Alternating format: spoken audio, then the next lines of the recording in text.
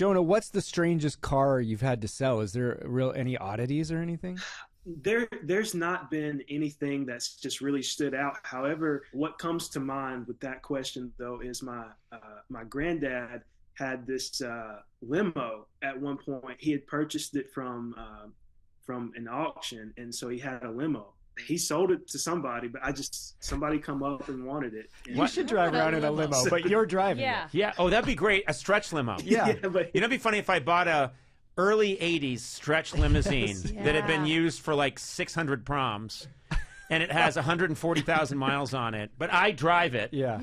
And then every now and then, Sona, you stick your head out the sunroof and go, woo! I would love to be the woo girl. I've done that. I've wooed it. And then I'd be looking for a low bridge. Oh, come on.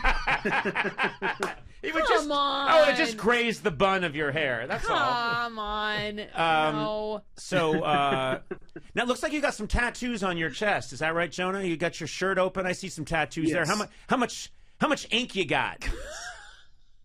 That's what I like to say. It's That's what I say to the fellas in a restroom. Hey, buddy, how much ink you got? Let's see it. It's not weird at all. Welcome to Jamaica, man. Show us your chest, Jonah. Hey, Jonah, let's see that chest. This is how I talk to people. Hey, I might buy a car. That's not the Take first off time. your shirt. That's not the first time someone's asked me that. Oh, is that true? I'm thinking I might buy that car, but first, let's see those pecs. A little different kind of test drive I'd like to do. Yeah. I won't need the car. Yeah. Sorry, this compliment turned crazy really fast. Oh, man. No, it's okay. It's okay. I honestly don't even know how many tattoos that I have. I just know that I have 2 sleeves and a chest piece. I would say that might be 50 or so. I don't know. What do you mean you don't? So you're not doing it deliberately, or what happened? Did you fall asleep and someone tattooed you? No, it's just at some point after you've had so many, you just kind of stop keeping count and so I don't really know exactly how many I have at this point. But you are laid back. I do know Yeah, that. I know. You're incredibly laid back. Yeah. Oh, I don't know. I Yeah. just these tattoos. I don't even know. I'll just let people do it. That's so cool. That's cool. Yeah. Just, like I'm asleep and somebody's just tattooing me. Yeah. Yeah. My friend is the one that did most of them. Mm-hmm. He was interested in trying to utilize drawing as like a career, but he wasn't getting anywhere that way. You know, you can't just sell pictures for a living usually, like drawings. So he got into tattooing, and I think I was like his first one. If I wasn't his first one, I know I had to have been like in his top 3. You let your friend practice on you. Right, that's correct. What was the He's tattoo? a great artist. I hope it was like a Picasso. No, it was actually, I think it may have been the bear here. Right. Well, that's cool. Wow. That's really Oh, good. wow. That's awesome. That guy's good. Yeah.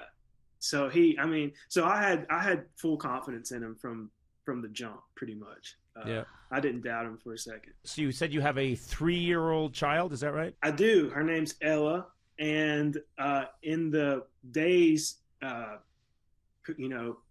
up towards the interview, I was talking to her about you and like trying to say like, hey, Dad's going to talk to Conan. So throughout the week, she had been just kind of running around the house saying Conan, Conan. Oh. A lot of 3-year-olds do that. Yeah. I'm huge with the 3-year-olds. Right. Before the brain is completely formed, they love me. And then once they have reason, the reason center expands, I'm through. That's really cool, though. I bet you'd be a really great dad because you're so chill. You know, I think that's a great energy to get off of a parent. Don't you think? Yeah, I think so too. Just calm, relaxed, sweet. That's great energy. Yeah, I think so. I try to just be very calm with her, and just, let her, if she does something that she's not supposed to, I always just try to just be extremely calm with her and just kind of set her down, tell her like, hey, you're not supposed to do that. Yep. So yeah, I just try to be very just chill Right. with her for sure. And then try and put her in a 1982 Chevy Chevette. Yeah, get in here. Yeah. With a high interest deferred loan. Yeah, exactly.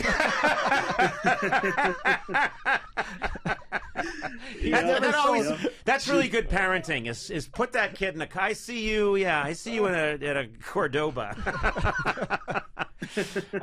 Did you have a question for me? Is there anything I can help you with? Yeah, Conan, I was going to ask if you had just like a go-to sales pitch. I mean, what would you, how would you word it? How would you act if you were trying to just sell somebody just, anything really? Anything? Wow. Well, it depends on what it is.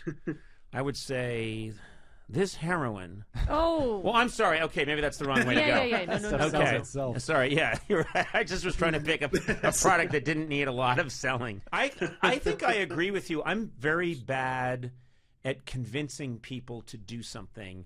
I'm very uncomfortable in that role. I've always more or less tried to tell people, if this feels like a good situation for you, then you should do it. But I think I'd be in a lot of trouble if my livelihood, putting food on my kid's plate, relied on me selling somebody something. I find myself as a consumer, when people are saying, "Yep, this is," when I go into a store and they go, "Yep, this is what we have," and I think it's really nice, but if it's it's either right for you or it isn't, I'm more attracted to that product than if someone's saying you've got to put this on or you've got to try and drive this. You can't leave this store without at least trying it. Then I just really want out of there instantly. So I agree with your approach. Yeah, I think so too. I think you're doing a lot right. Of people seem to. No, I do. I think you're doing a lot right. I very much appreciate it. And I definitely think everyone should listen to Conan O'Brien Needs a Friend, available wherever you get your podcasts. There it is. I'm not interested right now. I'm not. Listen to me. You cannot leave until you try this Conan O'Brien guy. Now, first of all, he seems shrill and off-putting, but over time, you're going to find he's your best friend. 31 flavors. I came in for an ice cream. Yeah. Okay. Conan O'Brien Needs a Friend, available in 2 scoops. I used to make up a lot of stuff. What do you mean? Like, I sold watches. I used to lie a lot. And when people would ask me questions, instead of asking what what was the right thing, I just made it up. So, like, you tell them you can cook a chicken with this watch, or just this watch works. Yes. This is a watch that I didn't take. Yeah, or they'd be like, "Where was it manufactured?" I'd be like, "I don't know, Switzerland," and it would be like a Casio. Oh my God, Sona. The answer is always Prague. Prague. It was made in Prague. No, I know. I used so to you lie would just a lot. lie. I would, and people would believe me. Well, of course they would, because they like people who know what they're talking about. But you know what's didn't interesting? know what you were talking about. Yeah, but they didn't know that I didn't know what I was talking about. People like someone who they think knows what they're talking about. Yeah. You know what's interesting? Jonah and Sona are both very chill. Jonah, you're one of the more chill, relaxed, centered people I've met. And Sona, to your credit, you are a very relaxed person who knows herself and is confident in herself. Yet you're very different types of that relaxed. Jonah seems principled and honest, and you will say anything. You'll just tell people absolute bullshit, something Jonah would never do. Yeah, I wasn't even working on commission. Like, it didn't matter. You weren't even selling watches. No. You were just in the store. I'm definitely Team Jonah, not Team Sona. Gulp, gulp, gulp, gulp, gulp. Well, Jonah, it was very nice talking to you. And if I get to Tupelo, which I'd love to do, I've never been there, and I would like to see the rather modest home where Elvis Presley was born. Right. Yeah. I know he then moved to Memphis, went to Humes High School. And so his time in Tupelo isn't that long, but yeah, I'd love to go there. I would love to go and see it. So I would look you up, and we could tool around in whatever car you deem suitable. Absolutely. Maybe I can even try to track down that limo and see if we can drive around the city in the limo. Oh, I may also tattoo you as we drive around. Since you don't seem to care what goes on your body. Yeah, just bring it on. I'm here for the experience.